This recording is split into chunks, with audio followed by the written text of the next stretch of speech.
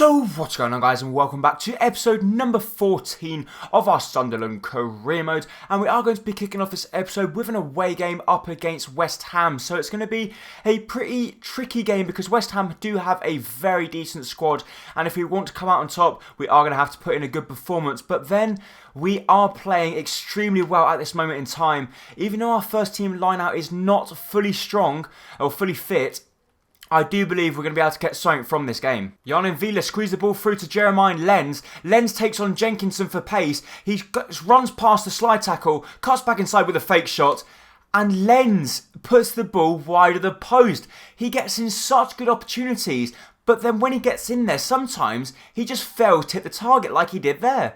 Very disappointing. Lovely chance of West Ham here. Victor Moses running down the right hand side. He's got a player at the far post all on his own. He plays the ball through to Andy Carroll. And just before the half-time break, the really tall Englishman picks up a wonderful goal. A lovely counter-attack, to be honest, by West Ham. Nothing we could do about that one. And Andy Carroll blasts the ball into the back of the net, past Jack Butland, and there's nothing Butland could do about that one. Another good chance for West Ham. Enner Valencia cuts inside, and what about that for a save from Jack Butland, the young English goalkeeper at full stretch there, denying Enner Valencia. What about that for a save from Jack Butland, keeping us with the slightest of chance of getting ourselves back in the game. Good ball through to Ambrose here. Ambrose trying to take on his man, squeezing it through to Lenz. Lenz is one-on-one with Adrian. Can Lenz find the back of the net this time? You bet he can, with just 4 minutes remaining. Jeremiah Lenz, our number 11, might have missed an easier chance than that in the first half, but this time, with tons of pressure on him to find the back of the net, he does in fact find it. What about that for a strike into the back of the net? As cool as you like. Lenz with his 8th goal so far this season, and when he's needed, he does step up to the plate. West Ham, though, with a really good chance towards the very end of the game, and with just 2 minutes remaining of extra time, they give the ball away. Yunus Kabul plays it through to Ambrose. Ambrose trying to squeeze it through to Mbolo, and I think that's just summed up our game. Not the best, but we still managed to salvage a point within the final minutes of the game. Lenz picking up the goal, and he is, in fact, my man of the match. I did think he played very well. Even though the game's given it to Cherry Ambrose, Ambrose did play well, but my man of the match does go to Lenz. I did think he played really well. Even though he missed a clear-cut chance for us, he still managed to salvage the game. So as we've just gone into a new month, we will be showing you a squad report. Feel free to pause the video at any moment if you want to see how some of our players are doing, but a lot of them are progressing very nicely. And also good news there is a few of them are starting to increase even though they're not even on the player training. So Kamano, for example, has already gone up +3 ratings, and we haven't put him on the training at all.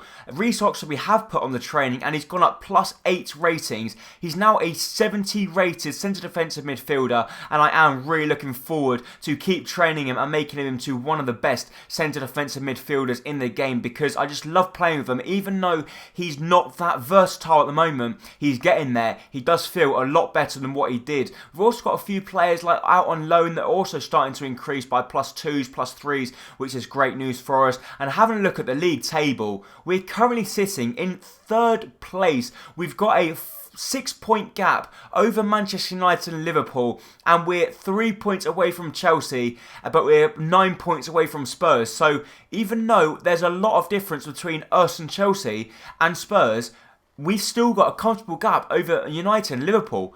Who would have thought we would be sitting in 3rd place at this moment in the league? We've also got an email from Patrick Van Arnholt saying he wants us to have a look at his wages. He thinks he should be earning a little bit more. So we're going to go ahead and have a look at Patrick and see how much money he wants extra. So he's currently still got 2 years left on his contract, and he only wants 5,000 increase, which we will happily give him, and we'll give him a 30,000 increase, an increase up to 30,000, which is in fact a 5,000 increase at the end of the day. But we're now going to move into the second game of the episode, which is going to be away from home at the St Mary's Stadium up against Southampton. So if we thought the previous game was going to be difficult, and it was, this game in theory should be even more difficult because they're higher up the league than West Ham are. We got the chance to break here. Lovely ball through to Jermaine Defoe. What a build-up this is. We're going to squeeze the ball back inside, or do we? It comes back to Defoe. Defoe gets the rebound, and Southampton's goalkeeper, what a double save. Jermaine Defoe tries to squeeze the ball back to his strike partner Mbolo, And the Southampton goalkeeper pulling off a tremendous double save there. Jermaine Defoe on the ball, playing it out to Patrick Van Aanholt. And Van Aanholt goes for strike from range. And that's a really good block from Van Dijk. But it's going to be time to make substitutions now. And I am going to take Mbolo off because he's got the plus next to his name. So Ambrose will come on for him. We're going to bring on Camano instead of Pereira. And recently, Renato Sanchez hasn't really been playing that well. So do we go for a Watmore or Renato Sanchez? Or do we go for the safe option and bring Jack Rodwell on? We're going to leave it for the time being, and within the next 5 minutes, if nothing happens, we might bring Renato Sanchez on. So going to be one last chance for us now. As Camano down the wing, trying to squeeze it through to Ambrose. But Ambrose winning the ball back for us. Stones to Mvila. Mvila out wide. And that's poor. Mvila very poorly there, giving the ball away. And one last attempt that we had to attacking is completely snuffed out with an awful pass from Mvila. So not good, but my man of the match does go to Stecklenburg. He made a terrific double save in the first half to deny Jermaine Defoe, and that was pretty much the turning point in the game, because apart from that there wasn't much else that happened. So it's now time to move into the third and final game of the episode, which is going to be at the Stadium of Light up against Crystal Palace. So it's not going to be the easiest of ties, but I'm hoping we will be able to come out on top. Even though we've got our second team line out, we've decided to also play Pickford in goal because I want to give him a little bit of game time to see if we can start to increase his rating. Good ball through to Renato Sanchez. Sanchez with a good touch. Plays ball to Duncan Watmore. Watmore out wide to Ambrose. Ambrose to strike it first time. And Ambrose is such a clinical finisher. What about that for a strike? First time into the bottom hand corner. Renato Sanchez, the provider. Well, playing the ball to Duncan. Duncan the provider. And Duncan Watmore with a lovely ball through to Thierry Ambrose. And what about that for a strike? Letting the ball run across his body and then striking it with his left boot. Speroni at full stretch. Can't get near it, and we take the lead just before the half-time interval. Good chance for Crystal Palace. They cut inside with Yannick Bolasie. Bolasie goes for goal, and Pickford has been beaten on his debut. Very unfortunate for him. Well, on his debut playing with me, I should say, because his debut was actually a sim game that we lost, but very unfortunate. Pickford couldn't get anywhere near that one, and Yedlin tried to challenge Bolasie. Bolasie was running in and out, past everyone. John O'Shea should have done a little bit better, I think. He jumped with his back to goal. If he jumped facing the ball, he might have had chance to put his leg out and block the challenge, but after taking the lead, our lead only lasting a few minutes because they're straight back on level terms. But we squeeze the ball through to Camano. Camano's through one-on-one with Speroni. Surely Camano's going to find the back of the net. He doesn't, but it comes back for Fabio Borini, and Fabio Borini finds the back of the net. So the scoreline has changed 3 times in the space of less than 10 minutes in game time. And Francois Camano, a little bit disappointed he couldn't find the back of the net, but Speroni with a fantastic save. But thankfully for us, the ball rebounds straight into Fabio Borini's path, and Borini's not going to miss from there, as when he plays, he normally scores, and Fabio Borini, even though he's not the quickest of players, he's definitely a clinical finisher. Lovely chance for Crystal Palace. They've been played through. The shot comes off the bar. Can Jordan Pickford pick that one up? And he does. And Crystal Palace so close to getting themselves back on level terms. And Jordan Pickford once again beaten, but this time the crossbar to the rescue. And we've lost the ball again. Yannick Bolasie's through. And you've got to be kidding me.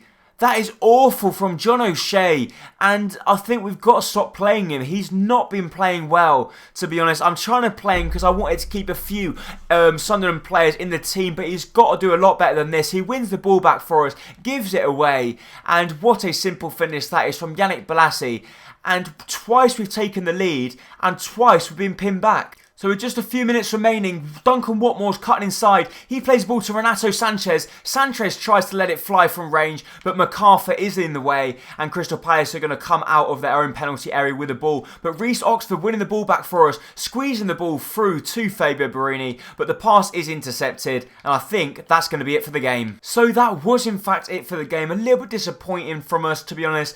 This episode hasn't been the best, has it? We've drawn all 3 games. We had a 2-2 draw, a 1-1 draw and a 0-0 draw. So there was quite a few goals, to be honest, but a little bit disappointing that we couldn't pick up at least one victory, especially in that game as we took the lead twice and failed to keep it. It's very disappointing to us because normally our defensive record is very strong, but it just wasn't to be this time. But some good news there is Patrick Van Aanholt has accepted his player increase in his contract. But that will be it for this episode. If you did enjoy it, please make sure to hit the like button down below, as it is going to be very much appreciated. And don't forget, if you're new around here, hit that subscribe button to keep up to date with all my latest videos and career modes. Thank you so much for watching. Bye bye.